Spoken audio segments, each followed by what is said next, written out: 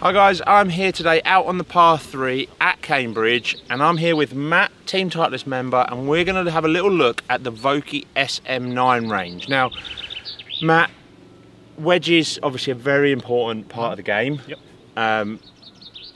It's a minefield. Can be. There's a lot of choice. There's loft, there's grind, there's bounce, there's letters. You know, Titleist don't mind chucking a number and a letter together as they do in their TSR range. Yep. So for the average golfer, what does that actually mean? You know, and how can that help them? So we get asked a lot of questions from consumers saying, what grind do I need? What bounce do I need? Well, the easiest way to find that out is actually to hit them. Okay. So getting people to hit shots, to see how the club head works through the turf. You can do it in the mat based on sound, and actually fitting them based on how they're hitting the ball, and not worrying too much about the grind and bounce at that point. Okay, so look, we're out on the par 3, we've got some golf balls. Yep. If I hit 2 or 3 balls, Yep. you can tell by the sound and the style of shot and the Yep. strike what sort of grind I'm going to need. Yeah, so some of the wedges will help you based on how you deliver, and then some of them will probably hinder you because there'll be too much or too little bounce. Okay, well let's get into it. Look, I've got a ball. Yep. I've got a 50-yard shot here, so let me grab a 58 S grind. So what's that? I'm just going to grab one. And so the S grind was developed originally for Steve Stricker, hence why it's called S. nice. They So it doesn't mean standard. Nope. Nope. Okay. No such thing as standard with a wedge. So with this one, they basically took the back edge of the heel and the heel off, and that basically enables you to play it very square, but also to open up the face slightly, which we know Steve Stricker, one of the best wedge players over sort of modern history, that's how he played his wedge shots. Okay, so I'm just going to hit this because Yep. we picked it, and I'll hit what, 2 balls, 3 balls? Yeah, probably only need a couple. Okay, so let's hit a couple. Let's try and see if we can find the green. That was nice. And what sound are you looking for? So when I'm hitting this, what noise? You know, what's the telltale sign? Without bigging you up too much, that one there. Okay, so Just it's nice a nice and clicky. clip through the turf. So you're looking for, or listening for, a nice click, and then basically a kind of bruising on the surface. So you can see there that you've just slightly taken not really a divot, but you've just moved the grass over. Obviously it's very firm at the moment, so you're not going to take too much of a divot. So if I was taking a divot before the golf ball, Yep. or entering a little bit more, what would you be thinking straight away with this wedge? So you could look at doing a couple of things, one of which would be going to lower bounce. Okay. So if you're delivering behind the club head, behind the ball, because you're almost like leaning back, adding loft, which we see very common, you don't want loads of material on the back of the head. You actually want less material because you're almost adding loft and adding bounce through your delivery. Okay. So I would look at firstly going lower in bounce, and then secondly also going flatter. So moving that heel off the floor, almost pushing the toe into the ground. Okay, so you're now getting into that, not just the grind and the bounce, but actually how the club sits on the ground. Very similar to an iron. Okay, so let me just have one more, and we'll see. I mean, I thinned that last one a little bit, so let's see if we can. So that felt ground early. Yep, I would agree. However, kind of you chose that S grind at random. Yes. But because that grind there actually looks like it works quite well for you, a strike that actually wasn't pure produced a very good result. Yeah, it popped up lovely. And that's because the back edge of the head, the sole, worked through the ground and made that kind of nice click noise. Okay. That's what we're kind of listening for. So a perfect shot can lead to the same result as a not perfect shot that you hit there. So this would be, you'd kind of be looking there straight away and saying, well, that actually set up, grind, bounce and loft is kind of... Looks pretty good so far. We'd start with that.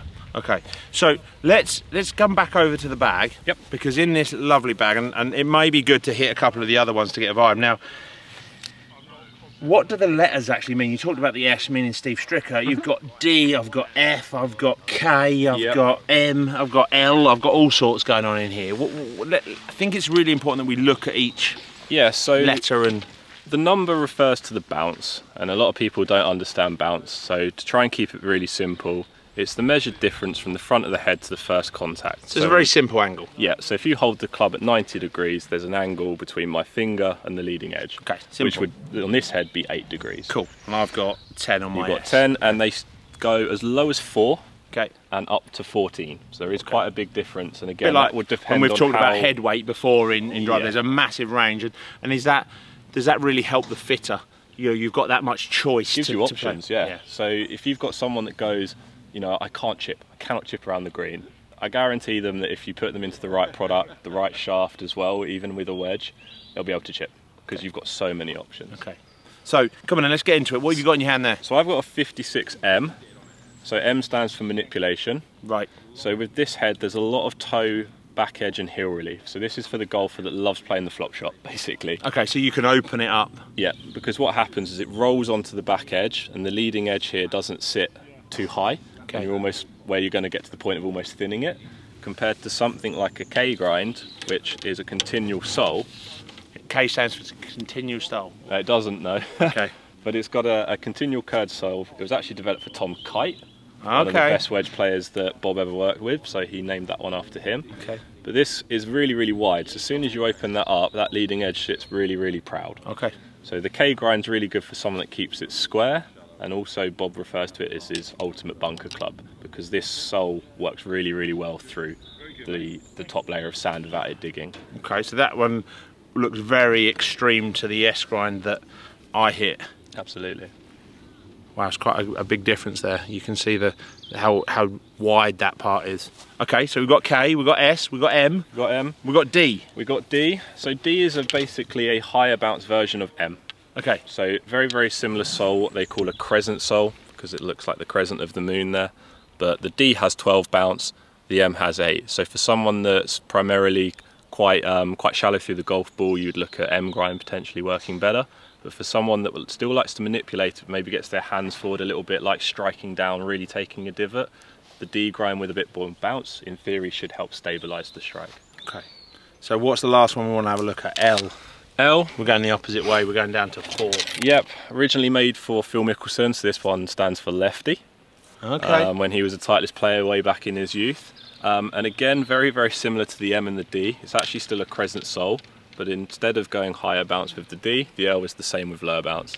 Okay. So we see this being really popular at golf clubs that people play that are burnt out. Links courses, very, very dry, very tight, heathland, very nippy strikes where they've got to go up and over a bunker, and they're literally almost hitting it off concrete. Yeah. So you don't want much bounce because the head's going to hit the floor, pop up, and they're just going to thin it, and disaster. And last one, F. F. So F seems to be over in the kind of mid lower end loft, so 50, 52, 54. Yeah, so F is available in 46, so sort of pitching wedge replacement down to 54, and it basically stands for full sole. Okay. So the sole on this is very, very similar to my pitching wedge, and that's because generally with a gap wedge you're playing this square face on full or near full shots. So you're not really manipulating the head, so you don't really need the sole to give you much assistance compared to your pitching wedge or 9-9. And would the choice of, or when you're talking to players, obviously there's an element of look, an element of how they feel the club sits. So how much of that impacts your fitting? In terms of look, so there's 4 finishes in terms of the SM9. So there's 3 standard ones. Yeah. So some people will like a darker finish, especially today when it's quite bright and not reflecting. Some people like them to sit in the same finish as their irons, so more the tour chrome. Yeah. And then they do another one which is a raw finish, primarily used on tour so that they can actually grind out the soles a little bit more. Right, okay. That's getting a little bit of detail for your average golfer. And so you would never recommend me the K grind. So I kind of want to have a go with this. So obviously S was good for me. Yep. Similar. This is the good thing about it. I don't think it will work, but it might. Okay. So when you fit a lot of wedges, you fit a lot of Titleist wedges, you know, your knowledge is pretty bang on when it comes to this stuff. If you had or saw one big problem while I hit the shot, what one big problem with any standard golfer, what is the one thing they get wrong with their wedges? I think they get confused more than anything. Okay. They don't know the lofts of their wedges. That was nice. So they end up having gapping issues. They then get too confused in the letter and numbering system. Yep. When ultimately they just need to come and see someone like myself or someone else here in the shop to actually just help with a bit of guidance, and it's actually quite simple.